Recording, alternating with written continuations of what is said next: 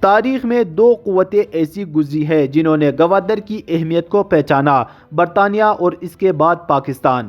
برطانیہ کی دلچسپی والی بات تو اب پرانی ہو گئی، کیونکہ اس کا تعلق 19ویں صدی کے وسط اول سے ہے، جب افغانستان نے سال 1839 میں ان علاقوں پر حملہ کیا۔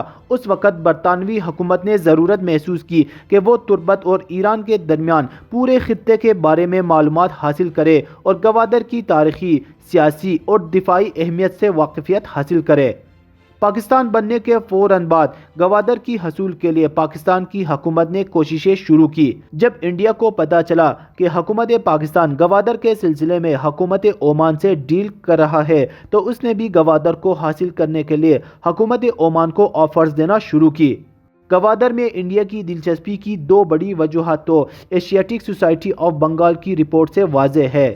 اس سے بھی اہم وجہ اس وقت کے اخبارات کے بقول یہ تھی کہ اس زمانے میں یہ علاقہ اسمگلروں کی جنت کے طور پر جانا جاتا تھا۔ کراچی سے گوادر تک اسمگلروں کا ایک نیٹ ورک متحرک تھا جو پاکستان سے سونا، غذائی اجناس اور دیگر قیمتی چیزیں بیرون ملک منتقل کیا کرتا تھا۔ گوادر کے پاکستان میں شامل ہونے کے بعد ان سرگرمیوں میں مزید شدت پیدا ہو گئی۔ گوادر اگرچہ عمان کا حصہ تھا، مگر وہاں بھارتی کرنسی میں لین دین ہوتا تھا۔ گوادر کے بارے میں انڈیا کا موقف یہ تھا کہ گوادر کی اکثریتی آبادی ہندو ہے، اس لیے پہلا حق ان کا ہے۔ اس کے مقابلے میں پاکستان کی طرف سے جاری کیے جانے والے اعداد و شمار کے مطابق انضمام کے وقت گوادر کی کل آبادی 20,000 تھی، جن میں صرف 1,000 ہندو تھے۔ ستمبر 1958 میں گورنر مغربی پاکستان نواب مظفر قزلباش اپنے ایک پالیسی بیان میں کہا تھا کہ درست ہے کہ پاکستان نے گوادر کی حصول کے لیے رقم ادا کی ہے۔ اس کی وجہ یہ تھی کہ بھارت بھی گوادر بندرگاہ میں دلچسپی رکھتا تھا اور اس نے اس کے حصول کے لیے عمان کے سلطان کو پاکستان کے مقابلے میں 10 گنا زیادہ معاوضے کی پیشکش کی تھی۔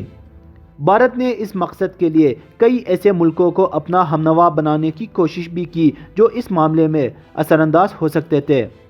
معاوضے کی پیشکش اور سفارتی حمایت میں ناکامی کے بعد انڈیا نے آخری کوشش یہ کی کہ اس علاقے کے مستقبل کا فیصلہ استواب رائے کے ذریعے کروایا جائے۔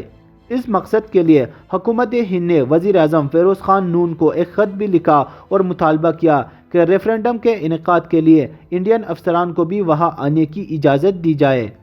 نواب قزلباش کے دعوے کے مطابق حکومت پاکستان نے یہ مطالبہ مسترد کر کے انڈیا کی یہ کوشش بھی ناکام بنا دی۔ سال 1947 کو جب سلطان کے عمان نے محسوس کیا کہ ان کے ملک میں گوادر ایک دور دراز اور بے آب و گیاہ علاقہ ہے جہاں کا انتظام برقرار رکھنا ان کی حکومت کے لیے مسائل پیدا کر رہا ہے، اس مقصد کے لیے خلیج فارس ریزیڈنسی بحرین نے حکومت انڈیا کے سیکریٹری کو خط لکھا تھا، جس میں سلطان کی طرف سے ریاست قلات کو گوادر کی فروخت کے ارادے سے آگاہ کیا تھا۔ برطانوی حکومت چونکہ بہت پہلے ہی اس علاقے میں دلچسپی رکھتی تھی، لہٰذا اس نے پیشکش پر غور کیا، لیکن اس وقت برطانیہ کے لیے دوسری عالمی جنگ درد سر بنی ہوئی تھی جس سے پہلے نمٹنا ضروری تھا۔ چنانچہ فیصلہ کیا گیا کہ اس معاملے کو جنگ کے خاتمے تک ملتوی کر دیا جائے۔